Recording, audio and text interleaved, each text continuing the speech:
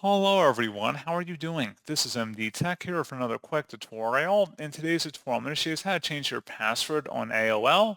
So assuming that it's not that you've forgotten your password, which I have already made a tutorial on that, but if you're just looking to change your password, I'm going to show you guys how to do it. And without further ado, let's go ahead and jump straight into it. So just select your user account name up at the top and select account info. Select the security tab. And now if you go down here where it says password, you can go ahead and select where it says change password. You may need to sign into your account, and then you can go ahead and select a different password, make a selection change there. And that's pretty much it. So as always, thank you guys for watching this brief tutorial. I do hope that I was able to help you out, and I do look forward to catching you all in the next tutorial. Goodbye.